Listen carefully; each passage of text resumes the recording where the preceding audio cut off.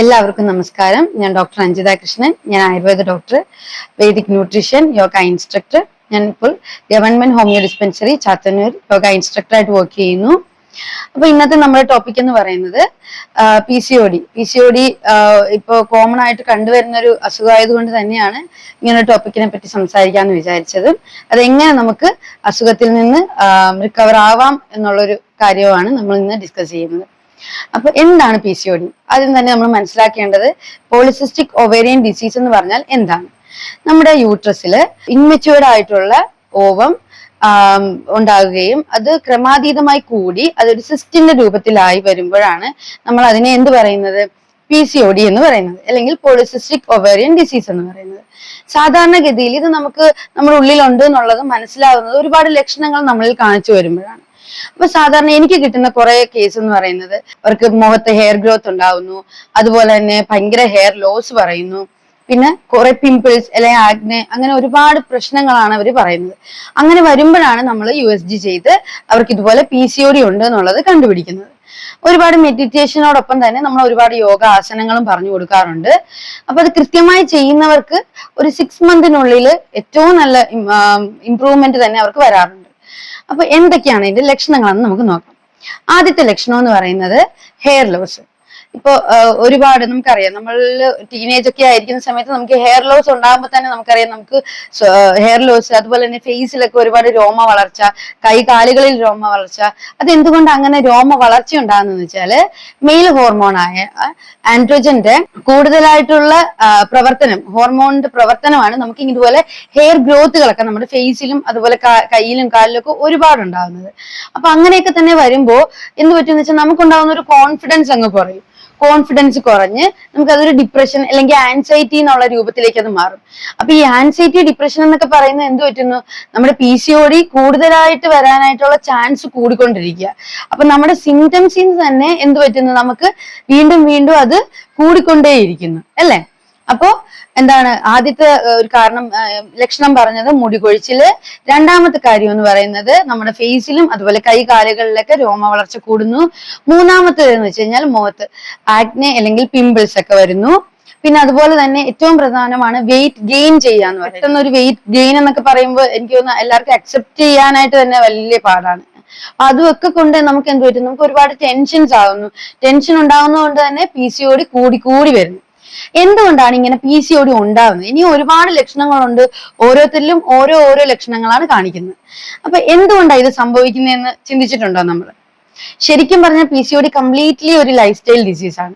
Life style disease എന്ന് പറയുമ്പോൾ നമ്മുടെ ജീവിത ശൈലി രോഗം, നമ്മുടെ ജീവിതം, നമ്മുടെ ലൈഫ് സ്റ്റൈൽ എങ്ങനെ കൊണ്ടുപോകുന്നു എന്നനുസരിച്ചിട്ടാണ് നമുക്ക് അങ്ങനെയുള്ള അസുഖങ്ങൾ വരുന്നത്. അതിൽ ഏറ്റവും പ്രധാനപ്പെട്ട അസുഖമാണ് PCOD. അപ്പൊ ആദ്യം തന്നെ നമ്മൾ എന്താ ചെയ്യേണ്ടത്? നമ്മൾ രാവിലെ തൊട്ട് വൈകുന്നേരം വരെയുള്ള കാര്യങ്ങളിൽ നമുക്കൊരു പ്ലാനിങ് ഉണ്ടായിരിക്കണം. നമ്മുടെ പ്രൊഫഷൻ അനുസരിച്ച്, നമ്മുടെ ജോലി അനുസരിച്ചിട്ട് വേണം നമ്മൾ അതിനെ കാൽക്കുലേറ്റ് ചെയ്യാനായിട്ട്. ആദ്യം തന്നെ നമ്മൾ കൃത്യമായ സമയങ്ങളിൽ ആഹാരം കഴിക്കുക.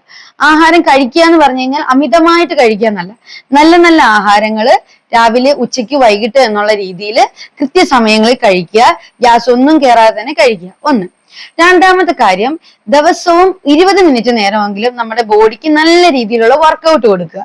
നല്ല രീതിയിൽ ബ്ലഡ് സർക്കുലേഷൻ നടക്കുന്ന രീതിയിൽ നമ്മൾ എന്ത് ചെയ്യണം? വർക്കൗട്ട് ചെയ്യുക, അല്ലെങ്കിൽ യോഗ ചെയ്യുക. മൂന്നാമത്തെ കാര്യം എന്ന് പറയുന്നത്, കഴിക്കുന്ന ആഹാരം എങ്ങനെയുള്ളതാണെന്ന് നമ്മൾ ചിന്തിക്കുക. എന്ത് ടൈപ്പ് ആഹാരങ്ങളാണ് നമ്മൾ കഴിക്കുന്നതെന്നുള്ളതിനെ പറ്റി നമ്മൾ അറിഞ്ഞിരിക്കണം. സാധാരണയായിട്ട് ജങ്ക് ഫുഡ് ഒരുപാട് കഴിക്കുന്നു, അല്ലെങ്കിൽ ഓയിലി, മയണൈസ്, അങ്ങനെയൊക്കെ ഉള്ള ആഹാരങ്ങൾ കഴിക്കുന്നവർക്കാണ് കൂടുതലായിട്ട് PCOD വരുന്നത്. ഇത് കഴിച്ച് വ്യായാമവും കൂടി ഇല്ലാതിരിക്കുമ്പോൾ നമുക്ക് എന്ത് പറ്റുന്നു? PCOD പോലുള്ള അസുഖങ്ങൾ, PCOD മാത്രമല്ല, ഇനി PCOD കൂടി ഇൻസുലിൻ റെസിസ്റ്റൻസ് വരികയും അത് നമുക്ക് പിന്നീട് ഭാവിയിൽ എന്ത് പറ്റുന്നു? ഡയബറ്റിക് മെലിറ്റസ്, അതുപോലെ തന്നെ ബ്ലഡ് പ്രഷർ, അങ്ങനെയുള്ള അസുഖങ്ങളിലേക്കൊക്കെ കാരണമാകുന്നു. അപ്പൊ PCOD എന്ന് പറയുന്ന ഒരു തുടക്കമാണ് ശരിക്കും പറഞ്ഞാൽ. പലരും ഞാനിപ്പോ മനസ്സിലാക്കുന്ന കാര്യം എന്ന് വെച്ചാൽ PCOD ഭയങ്കര സിമ്പിൾ ആയിട്ട് കാണുകയാണ്.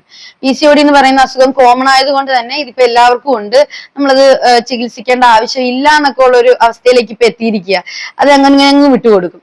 പക്ഷെ കുറെ നാൾ കഴിഞ്ഞ് നമ്മളൊരു ഇൻഫെർട്ടിലിറ്റിയുടെ ഒക്കെ കേസ് വരുമ്പോഴാണ് അത് മാറ്റി എത്രയും പെട്ടെന്ന് ചികിത്സിച്ച് അത് മാറ്റേണ്ട ഒരു ആവശ്യകതയെ പറ്റിയിട്ടൊക്കെ നമ്മൾ ചിന്തിക്കുന്നത്. ഇൻഫെർട്ടിലിറ്റി ആണ് പിന്നീട് വരുന്ന ഏറ്റവും കൂടുതൽ വരുന്ന ഒരു കേസ് എന്ന് പറയുന്നത്. അപ്പോ നമ്മൾ എപ്പോഴും ചിന്തിക്കേണ്ട കാര്യം, നമ്മളൊരു മെൻസ്ട്രേഷൻ ആയി അതിന്റെ ഒരു 2 വർഷം വരെ ഇറഗുലാരിറ്റീസ് ഒക്കെ ചിലപ്പോൾ കണ്ടെന്ന് വരാം. അതിനുശേഷവും നമുക്ക് അങ്ങനെ തന്നെയാണ് ബ്ലീഡിങ്. ചിലർക്കെന്ന് പറഞ്ഞു കഴിഞ്ഞാൽ ഒരുപാട് ബ്ലീഡിങ് ആയിരിക്കും, പീരീഡ്സ് ആവുന്ന സമയത്ത് ഒരുപാട് ബ്ലീഡിങ്, ചിലർക്ക് തീരെ ബ്ലീഡിങ് ഇല്ലാതിരിക്കുക, ചിലർക്ക് ഇറഗുലർ ആയിരിക്കാം. സാധാരണഗതിയിൽ 28 ദിവസം മുതൽ 32 ദിവസം വരെയുള്ള കാലയളവിലായിരിക്കും പീരീഡ്സ് മെൻസ്ട്രേഷൻ സംഭവിക്കുന്നത്. അങ്ങനെ അല്ല, ഇനി അങ്ങോട്ടോ ഇങ്ങോട്ടോ കുറച്ച് ചേഞ്ചസ് ആണെങ്കിലും ഓക്കെയാണ്. പക്ഷെ നമുക്ക് ദിവസങ്ങൾ ഒരുപാട് കൂടുകയോ അല്ലെങ്കിൽ ഒരുപാട് കുറയുകയോ ചെയ്യുകയാണെങ്കിൽ ഉടനെ തന്നെ നമ്മൾ എന്ത് ചെയ്യണം, ഒരു ഡോക്ടറിനെ കൺസൾട്ട് ചെയ്യുകയും എന്താണ് നമുക്ക് മരുത്തേണ്ട രീതി, ലൈഫ് സ്റ്റൈലിൽ മാറ്റേണ്ട രീതികളോ അതുപോലെ എന്തൊക്കെ മരുന്നുകളാണ് നമ്മൾ എടുക്കേണ്ടതെന്ന് വെച്ച് കഴിഞ്ഞാൽ അതെടുത്ത് നമ്മുടെ അസുഖം എത്രയും പെട്ടെന്ന് മാറ്റാനായിട്ട് ശ്രമിക്കുക. അപ്പൊ ഈ മാറ്റാനായിട്ട് നമ്മൾ ശ്രമിക്കുക എന്ന് പറയുമ്പോൾ എന്താണ് നമുക്ക് വേണ്ടത്, അസുഖം മാറുക എന്നുള്ള ഒരു ടാർഗറ്റ്. നമുക്ക് അസുഖം മാറ്റണം, അത് മരുന്ന് കൃത്യമായി കഴിക്കണം, അല്ലെങ്കിൽ നമ്മൾ പറയുന്ന പോലെ ഡയറ്റ് ഫോളോ ചെയ്യണം എന്നുള്ള ഒരു ദൃഢപ്രതിജ്ഞ നമ്മൾ എടുത്തിട്ട് വേണം നമ്മൾ എന്താണെങ്കിലും ഒരു അസുഖത്തിലേക്ക് അപ്രോച്ച് ചെയ്യാനായിട്ട്. അപ്പൊ ഇപ്പൊ ഒരുപാട് പേര് നമുക്ക് വരുന്ന കേസ് എന്ന് പറയുന്നത് ഇൻഫെർട്ടിലിറ്റിയാ. അത് എന്തുകൊണ്ടാണ് അങ്ങനെ വരുന്നതെന്ന് വെച്ച് കഴിഞ്ഞാല് PCOD അവർക്ക് അപ്പൊ സ്റ്റാർട്ട് ചെയ്തതായിരിക്കില്ല, നേരത്തെ സ്റ്റാർട്ട് ചെയ്തിട്ട് അത് നമ്മൾ കാണാതെ, അത് ശ്രദ്ധിക്കാതെ നമ്മൾ മുന്നോട്ട് പോകുമ്പോഴാണ് സ്വാഭാവികമായിട്ടും ഇൻഫെർട്ടിലിറ്റി കേസ് വരുന്നത്. അപ്പോഴാണ് ആൾക്കാർ വന്ന് നമ്മുടെ മരുന്ന് വാങ്ങിക്കുന്നതും എന്താണ് കാര്യങ്ങളൊക്കെ അറിഞ്ഞ്. അപ്പൊ എന്ത് പറ്റും, ഒരുപാട് ലേറ്റ് ആയിട്ടുണ്ടാകും. അപ്പൊ വീണ്ടും അസുഖം മാറ്റാനായിട്ട് നമ്മൾ ഒരുപാട് കാലയളവ് എടുക്കും. അപ്പൊ എന്തുകൊണ്ടും എപ്പോഴും നല്ലത് എന്താ, നമുക്ക് ഇങ്ങനെ ഒരു അസുഖം ഉണ്ട് നമുക്ക് തോന്നിക്കഴിഞ്ഞാൽ ഉടനെ തന്നെ എന്ത് ചെയ്യുന്നു, ഡോക്ടറിനെ കണ്ട് അതിന് വേണ്ട മെഡിസിൻസും എക്സസൈസും ഡയറ്റും ഒക്കെ ഫോളോ ചെയ്യുക. അപ്പൊ എങ്ങനെയാണ് നമുക്കിനി യോഗയിലൂടെ ഈ PCOD എന്നുള്ള അസുഖം നമുക്ക് കുറയ്ക്കാൻ പറ്റുക എന്നുള്ളത് നോക്കാം. സ്റ്റാർട്ടിങ് സ്റ്റേജിലാണെന്നുണ്ടെങ്കിൽ നമുക്ക് PCOD 100% യോഗയിലൂടെ മാത്രം നമുക്ക് അതിൽ നിന്ന് റിക്കവർ ആവാം. പക്ഷേ കുറച്ച് നാളായിട്ട് നമ്മളിങ്ങനെ സഫർ ചെയ്യാന്നുണ്ടെങ്കിൽ ഒരു ഡോക്ടറിനെ കണ്ട് നല്ല രീതിയിലുള്ള മെഡിറ്റേഷൻ എടുത്ത് ഏത് മരുന്നാണ് കഴിക്കേണ്ടതെന്ന് വെച്ചാൽ നമ്മുടെ കണ്ടീഷൻ അനുസരിച്ച് മരുന്ന് കഴിച്ച് അതിനോടൊപ്പം ഒരു 50% നമുക്ക് എന്ത് ചെയ്യാം, യോഗയിലൂടെയും കൂടെ നമുക്ക് നമ്മുടെ അസുഖത്തെ എന്ത് ചെയ്യാം, പെട്ടെന്ന് റിക്കവർ ചെയ്യാനായിട്ട് സാധിക്കും. നമ്മൾ യോഗ ചെയ്യണം എന്ന് പറയുന്നതിന്റെ ഏറ്റവും ഇമ്പോർട്ടന്റ് ആയിട്ടുള്ള കാര്യം കംപ്ലീറ്റ് ആയിട്ട് മരുന്ന് അവോയ്ഡ് ചെയ്യണം എന്നുള്ളതല്ല. മരുന്നിന്റെ കൂടെ തന്നെ നമ്മൾ യോഗ ചെയ്യുമ്പോൾ നമ്മുടെ റിസൾട്ട് ഫാസ്റ്റ് ആയിരിക്കും. ഇപ്പൊ 1 വർഷം എടുത്ത് ഒരു അസുഖം മാറ്റണമെന്നുണ്ടെങ്കിൽ അത് 6 മാസത്തിനുള്ളിൽ നമുക്ക് ഈ രോഗത്തിൽ നിന്ന് റിക്കവർ ആവാൻ പറ്റുമെന്ന് ഒരുപാട് നമ്മുടെ പേഷ്യൻസ് വഴിയും നമുക്ക് ഒരുപാട് റിസർച്ച് വഴിയൊക്കെ അത് തെളിഞ്ഞിട്ടുള്ള കാര്യമാണ്. അപ്പം എപ്പോഴും ഹിപ്പ് ഓപ്പണിംഗ് ആയിട്ടുള്ള ആസനാസ് ആണ് നമ്മൾ കൂടുതലായിട്ട് PCODക്ക് ചെയ്യുന്നത്.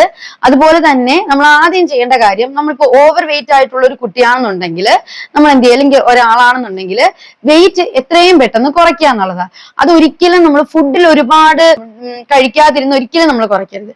ആദ്യം നമ്മൾ ചെയ്യേണ്ടത് കാർബോ കുറയ്ക്കുക എന്നുള്ളത്. എന്ന് വെച്ചാൽ ചോറിന്റെ അളവ് കുറയ്ക്കുക.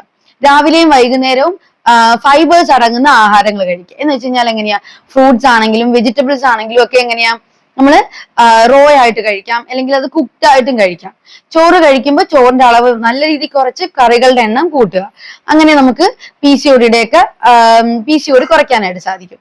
അപ്പൊ കൂടുതലായിട്ട് ശ്രദ്ധിക്കേണ്ട ഫ്രൈഡ് ഐറ്റംസ് കുറയ്ക്കുക, പിന്നെ അതുപോലെ തന്നെ മീറ്റുകൾ കുറയ്ക്കുക, പിന്നെ പുറത്തുനിന്നുള്ള ജങ്ക് ഫുഡ്, ബർഗർ അങ്ങനെയുള്ള ആഹാരങ്ങളൊക്കെ കുറയ്ക്കുന്നതിലൂടെ നമുക്ക് എന്ത് ചെയ്യാം, PCOD കുറയ്ക്കാം.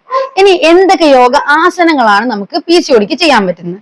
അപ്പൊ ഏറ്റവും പ്രധാനപ്പെട്ടതായിട്ട് നമ്മൾ പറയുന്നതെന്ന് വെച്ചാൽ ബട്ടർഫ്ലൈ പോസ് എന്ന് പറയുന്ന ആസനയാണ്. ബട്ടർഫ്ലൈ പോസ് ചെയ്യാം. അതുപോലെ തന്നെ പശ്ചിമ ഉത്താനാസന ചെയ്യാം നമുക്ക്. അതുപോലെ ജമ്പ് ചെയ്യുന്ന കാര്യങ്ങളാണെങ്കിൽ ജമ്പിങ് ജാക്ക് ചെയ്യുന്നത് കൊണ്ട് നമ്മുടെ വെയിറ്റ് വളരെ പെട്ടെന്ന് തന്നെ കുറയാനായിട്ടുള്ള നല്ല ചാൻസ് ഉണ്ട്. അതുപോലെ തന്നെ ജോഗിങ്, പിന്നെ കുറച്ചു നേരം രാവിലെ യോഗ ചെയ്യുവാണെങ്കിൽ വൈകുന്നേരം ഒരു 1 hour എങ്കിലും വോക്ക് ചെയ്യാനായിട്ട് ശ്രമിക്കുക. വോക്ക് ചെയ്യാന്ന് പറഞ്ഞാൽ നല്ല വിഗ്രസ് ആയിട്ടുള്ള വോക്കിംഗ് നല്ലതാണ്. നല്ല സ്വെറ്റ് ചെയ്തിട്ടുള്ള വോക്കിംഗ് ഒക്കെ നല്ലതാണ്. അപ്പൊ നമുക്ക് ഒരുപാട് വെയിറ്റ് കൂടി നിൽക്കുന്നവർക്ക് വെയിറ്റ് കുറയ്ക്കാനും ഏറ്റവും നല്ലതാണ്. അപ്പൊ എപ്പോഴും ചെയ്യേണ്ട കാര്യം, നമ്മൾ ആദ്യം ഒരു സ്കാൻ ചെയ്തിട്ട് കുറച്ച് നാൾ കഴിഞ്ഞ് ഒരു 6 month ഗ്യാപ്പിൽ അടുത്തൊരു സ്കാനിങ് ചെയ്ത് നോക്കുകയാണെന്നുണ്ടെങ്കിൽ എന്ത് പറ്റും, നമ്മുടെ എത്ര അളവിൽ നമുക്ക് കുറഞ്ഞിട്ടുണ്ട് എന്നുള്ളത് മനസ്സിലാക്കാം. ഇൻ കേസ് നമുക്ക് സ്കാൻ ചെയ്യാൻ ബുദ്ധിമുട്ടാണെന്നുണ്ടെങ്കിൽ നമുക്കുണ്ടായിരുന്ന സിംറ്റംസിൽ എന്തൊക്കെ ചേഞ്ചസ് വന്നിട്ടുണ്ട് എന്നുള്ളത് നമ്മൾ ചെക്ക് ചെയ്യുക. അങ്ങനെ നമുക്ക് PCODയുടെ അളവ് കുറയുന്നുണ്ടോ എന്നുള്ളത് നമുക്ക് മനസ്സിലാക്കാം. അപ്പൊ ആദ്യം ശ്രദ്ധിക്കേണ്ട കാര്യം എന്തൊക്കെയാണ്, നമ്മുടെ ഇറഗുലർ ആണോ പീരീഡ്സ്. രണ്ടാമത്തെ കാര്യം, നമുക്ക് ഇതുപോലുള്ള എന്തെങ്കിലും സിംറ്റംസ് ഉണ്ടോ എന്നുള്ളത് നമ്മൾ ചെക്ക് ചെയ്യുക. മൂന്നാമത്തെ കാര്യം നമ്മൾ ലൈഫ് സ്റ്റൈലിൽ ഉണ്ടാകുന്ന ഡിഫറൻസ് ആണ്. പിന്നെ നമുക്ക് ഏറ്റവും വേണ്ട ഒരു കാര്യം എന്ന് പറയുന്നത് ഈ അസുഖം മാറണം എന്ന് നമ്മൾ പൂർണ്ണമായും ആഗ്രഹിക്കുന്നുണ്ട് എന്നുണ്ടെങ്കിൽ നമ്മൾ അതിനു വേണ്ടിയിട്ട് നല്ല രീതിയിലുള്ള പേഷ്യൻസ് വേണം. പേഷ്യൻസ് വേണമെന്ന് വെച്ചാൽ നല്ല ക്ഷമയോടുകൂടി ഈ മരുന്നെടുക്കുന്ന കാര്യത്തിലാണെങ്കിലും അതുപോലെ യോഗ ചെയ്യുന്ന കാര്യത്തിലും നമ്മളൊരു ക്ഷമയോടുകൂടി നമ്മൾ എന്ത് ഇരിക്കുക. അപ്പൊ ഉറപ്പായിട്ടും നമുക്ക് ഇതിൽ നിന്ന് റിക്കവർ ആവാനായിട്ട് പറ്റും. ഒരുപാട് ആസനയുണ്ട്. നമ്മൾ പറഞ്ഞു ബട്ടർഫ്ലൈ പോസ് പറഞ്ഞു, പശ്ചിമ ഉത്താനാസന പറഞ്ഞു, ചക്കി ചലേന ആസന ഉണ്ട്. അതുപോലെ തന്നെ നമുക്ക് ലെഗ് റൈസ് ചെയ്യുന്നത് നല്ലതാണ്. പിന്നെ അതുപോലെ തന്നെ പാദഹസ്താസന, അർത്ഥചക്രാസന, ത്രികോണാസന, അങ്ങനെ ഒരുപാട് ആസനാസ് നമുക്ക് യോഗയിൽ തന്നെ അവൈലബിൾ ആണ്. അതെല്ലാം നമുക്ക് സിമ്പിൾ ആയിട്ട് വീട്ടിൽ തന്നെ പ്രാക്ടീസ് ചെയ്യാൻ പറ്റുന്നതുമാണ്. എല്ലാവരും കുറച്ചു നേരമെങ്കിലും നമ്മുടെ ബോഡിയിൽ കുറച്ചൊരു വർക്കൗട്ട് കൊടുക്കുക. നല്ല ബ്ലഡ് സർക്കുലേഷൻ നടക്കുമ്പോൾ തന്നെ നമ്മൾ നല്ല രീതിയിൽ എനർജറ്റിക് ആവും. അപ്പൊ നമുക്കുണ്ടാവുന്ന ഡിപ്രഷൻ ആണെങ്കിലും നമുക്കുണ്ടാവുന്ന പല അസുഖങ്ങളിൽ നിന്നും നമുക്ക് ഒരുപാട് റിക്കവർ ആവാനായിട്ട് സാധിക്കും. പിന്നെ എല്ലാവരും നല്ല ഹാപ്പി ആയിട്ട് പോസിറ്റീവ് ആയിട്ടിരിക്കുക. Thank you.